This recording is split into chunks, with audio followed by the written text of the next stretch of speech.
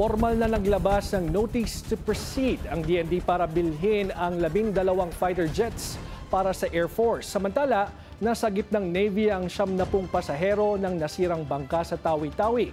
At sa Philippine Rise, nagsagawa ng Maritime Air Patrol ang Army bilang bahagi ng kanilang deployment readiness kasama ang Navy at Air Force. Ang detalye sa Agenda Weekend Report ni Francis Folve. Inanunsyo na ng Defense Department ang pagbili ng 12 FA-50 Block 70 Light Combat Aircraft mula sa Korea Aerospace Industries Limited. Ito ang latest evolution sa mga FA-50 platform. Sama sa feature nito ang advanced avionics, modern radar systems at extended operational range. Kabilang ito sa AFP Modernization Program para sa Philippine Air Force. Lumabas na ang notice to proceed, formalizing the $700 million contract kasama sa package ang mission equipment, integrated logistics support at ang training and logistics information system. Mapag-iibayo ng karagdagang mga jet fighter ang air defense capabilities alinsunod sa comprehensive archipelagic defense concept ng DND. Ang delivery ng mga aircraft ay mangyayari in phases sa susunod na 5 taon hanggang sa 2030. Nasagip naman ng Philippine Navy ang isang distressed vessel sa Tawi-Tawi. Base sa report, galing sa Pangutaran Sulu ang motorized bangka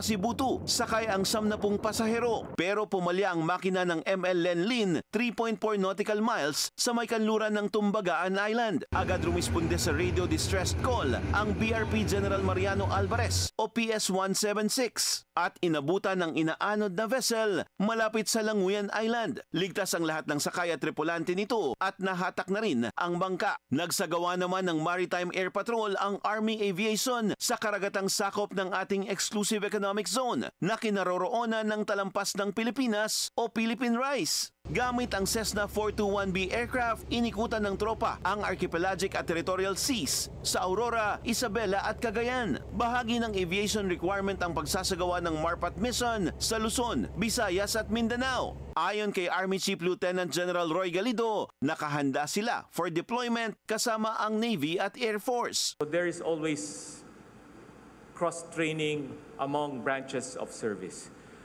This cross-training builds good working relationship and the very strong foundation for interoperability. Dagdag pa ni Galido, pwede rin daw na ma-deploy ang mga militar sa island features sa West Philippine Sea para makaalalay sa mga sundalong nakadestino roon. Para sa Agenda Weekend, Francis Polbe, Billionario News Channel.